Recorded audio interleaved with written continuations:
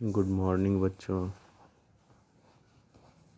BA second year economics के paper व्यष्टि अर्थशास्त्र में गत कक्षा में हमने पूर्ण प्रतिस्पर्धी वस्तु बाजार में देखा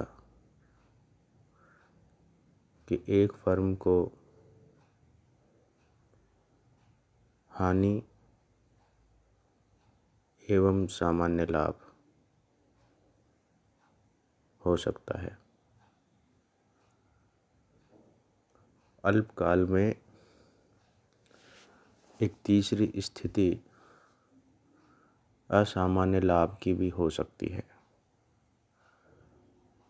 अर्थात अल्पकाल में पूर्ण प्रतिस्पर्धी फर्म को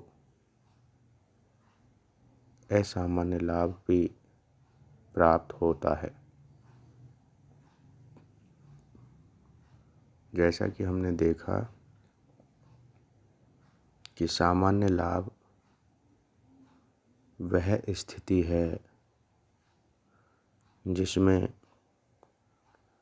पूर्ण प्रतिस्पर्धी फर्म को न तो लाभ होता है और न ही हानि होती है, अर्थात कुल लागत कुल आय के बराबर होती है।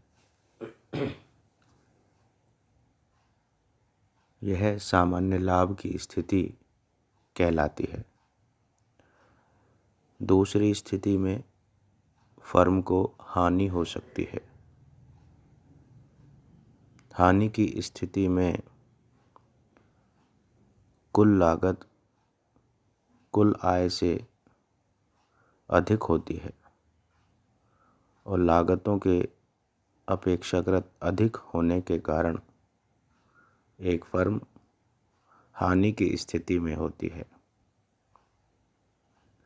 तीसरी स्थिति असामान्य लाभ की होती है। असामान्य लाभ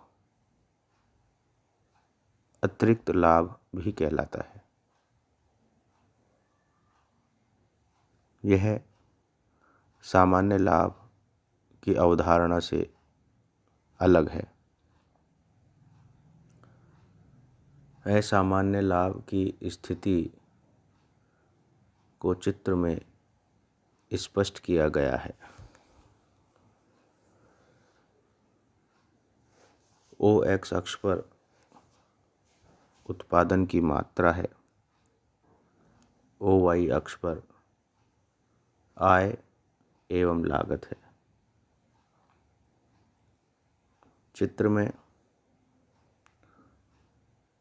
ए आर रेखा ओ एक्स अक्ष के समानांतर है। यह ए आर रेखा ही एम आर है। ए आर अर्थात औसत आय, एम आर अर्थात सीमांत आय।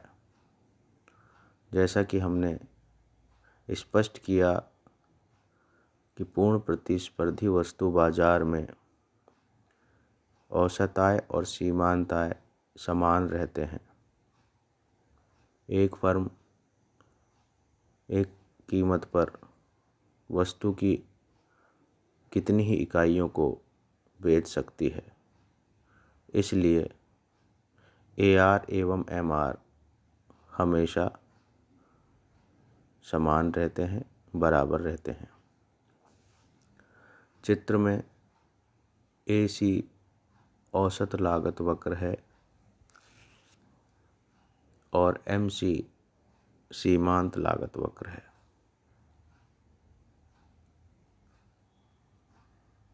ओपी कीमत का निर्धारण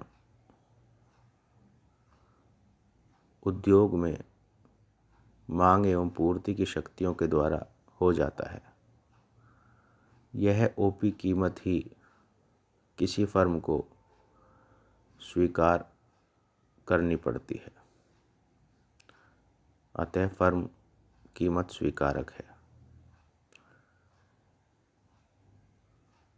ए आर रेखा वास्तव में कीमत रेखा भी है। इसलिए कीमत, औसत आय एवं सीमांत आय तीनों ही एक दूसरे के बराबर होती है। ओपी कीमत निर्धारण होने पर अब हम देखते हैं कि फर्म का उत्पादन बिंदु कहाँ निर्धारित होता है।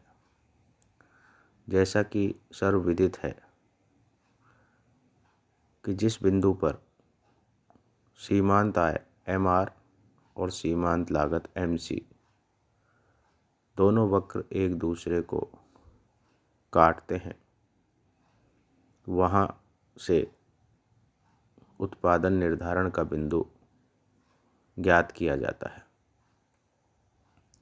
चित्र में स्पष्ट है कि ई बिंदु पर MR और MC वक्र एक दूसरे को काटते हैं।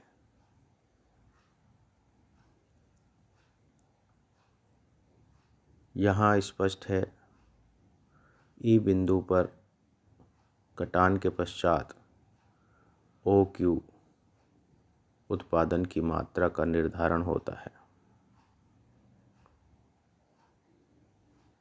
अब हम देखते हैं लागत एवं आय की स्थिति क्या है। AC वक्र से हम लागत की स्थिति देखेंगे और AR वक्र से आय की स्थिति देखेंगे। औसत लागत वक्र से ज्ञात OC औसत लागत है, जबकि AR वक्र से ज्ञात OP औसत आय वक्र है।